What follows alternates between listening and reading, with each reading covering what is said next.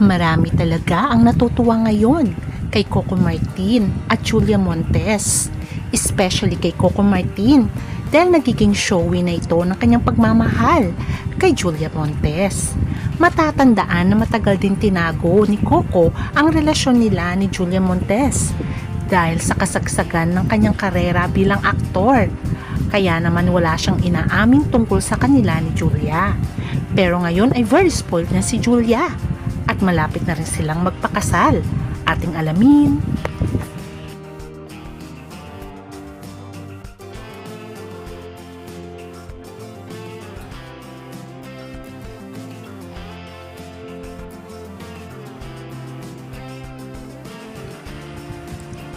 Matagal din na tinago ni Coco Martin ang relasyon nila ni Julia Montes.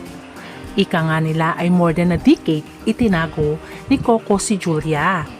Kaya nga naman marami ang natutuwa nang finally inamin na rin ni Coco ang kanyang pagmamahal kay Julia at ang kanilang relasyon. Marami rin nagsasabi na 3 na ang kanilang anak, pero until now ay wala namang inaamin ang dalawa. Pero marami nga nagsasabi na low-key lamang ang kanilang relasyon.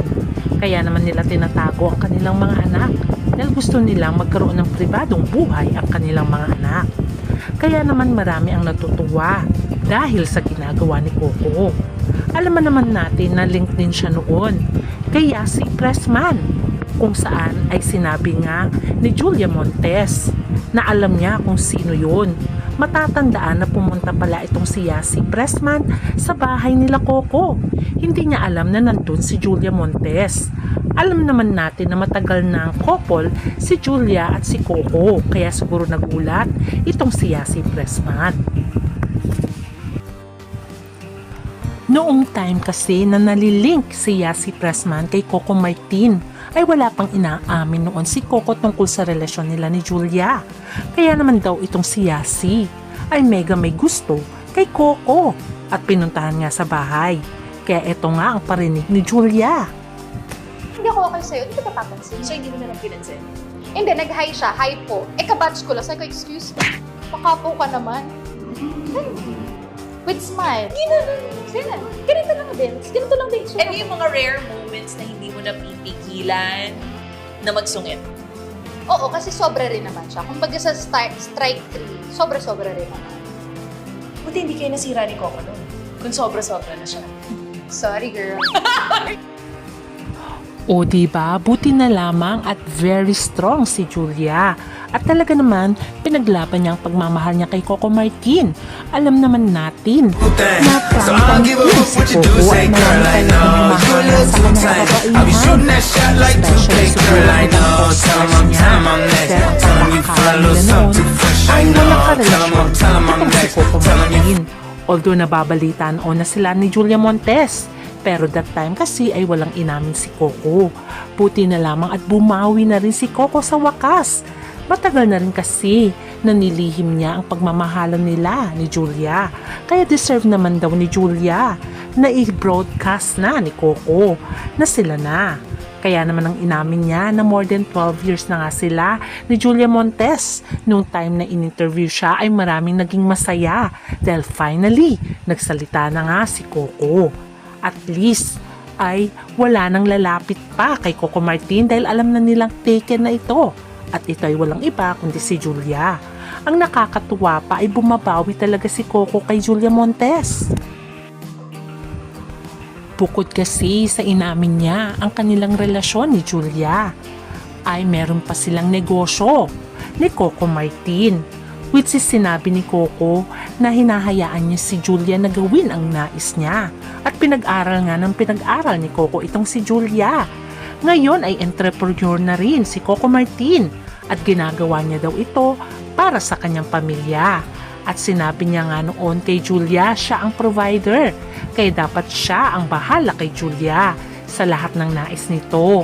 Kaya naman very supportive din si Coco sa negosyo ni Julia. Sabi nga nila ay perfect match dahil nung nilaunch ni Coco ang Bida Dishwashing ay nandun lamang si Julia para supportahan siya. Kaya naman nung nilaunch din ni Julia ang kanyang take-out business ay nandun si Coco para sa kanya. At ang nakakatuwa pa ay very showy na si Coco sa kanyang pagmamahal kay Julia. At makikita dito habang nagjujuwet sila ay bigla niyang hinalikan si Julia, which is hindi naman niya to ginagawa dati. Sabi nga nila ay bumabawi na si Coco at nagdada moves na daw ito. Kaya nagulat si Julia dahil hindi niya akalain gagawin ni Coco yun. Dahil sa tagal ng panahon na sila ay magkarelasyon, ay hindi naman very showy si Coco sa kanyang pagmamahal sa kanya. Kaya makikita mo ang pagkagulat ni Julia Montes. Pero syempre ang mga fans ay kinikilig, especially ang Coco Jules. O di ba naman ang sweet ni Coco, hindi na talaga siya nahihiya na ipakita ang kanyang pagmamahal kay Julia Montes. Kaya naman masaya ang lahat ng fans sa ginawa ni Coco. Pero ang tanong, kailan nga ba niya pakakasalan si Julia Montes? Pero sabi nga ni Coco noon ay nagpapagawa siya ng bahay for Julia. Siguro ito ang dream house nila pagdating ng araw. Sabi nga niya sa interview ay sasabihin niya naman kung kailan daw sila magpapakasal ni Julia. Pero at this moment, nais niya unti-unti at gusto niya muna matupad muna ang kanilang dream house. Alam niyo ba na nag-propose na si Coco Martin kay Julia Montes?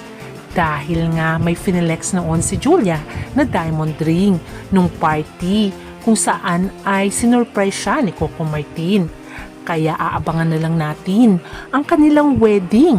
Alam natin na mangyayari yun soon dahil pinapagawa na nga ni Coco ang kanilang dream house ni Julia Montes. Kaya naman, please don't forget to like, share, subscribe for more updates. Bye!